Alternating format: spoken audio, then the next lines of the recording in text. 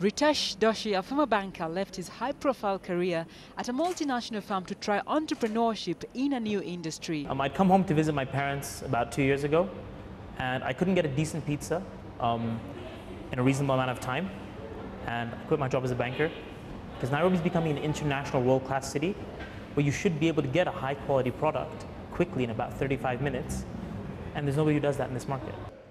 He credits the growth traction of his business to good service delivery and the changing consumer preference towards healthier foods. Kenyan consumers are healthy today. They're looking after what they eat. They take care of themselves. Gyms are as busy as they've ever been. People want good, fresh food. Every pizza is made to order. No pizzas will sit here for longer than 30 minutes, and that's only if someone's coming in to pick them up. So the consumer has changed. The thing with naked pizza is it's the whole health factor. The crust has multiple grains, which is much healthier than just the normal white flour. Ingredients are really, really fresh.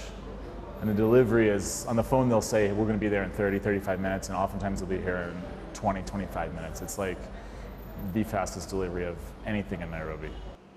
Multinational pizza chains dominate the Nairobi market, and in order to differentiate his business, Ritesh creatively chose a brand name for the restaurant, which has quickly helped to position the venture. Naked's an interesting name. It's a fun name that we can have a lot of fun with. And everybody first goes, naked, hang on, what's that about?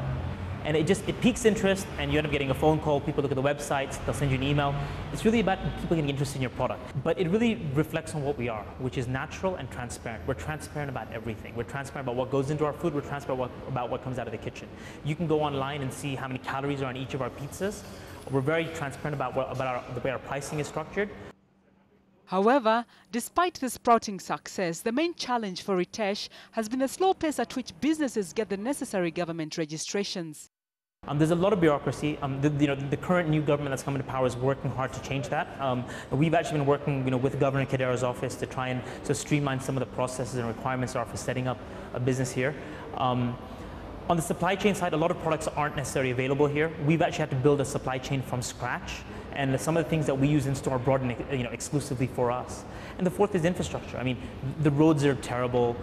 Electricity goes out all the time, so our maintenance costs for our bikes are higher. We've got to take really good care of our machinery because of the power fluctuations all the time. So those are some of the challenges that we face. Looking back at his life in the banking industry and in comparison to starting and scaling up his own venture, he advises that passion and seizing opportunities when they arise are part recipes for his success. My mantra for business is you've got to do something you're passionate about, and you've got to do it passionately.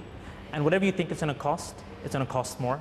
Whatever you think however long you think it's going to take, it's going to take longer. But stick to your guns and it'll eventually pay off.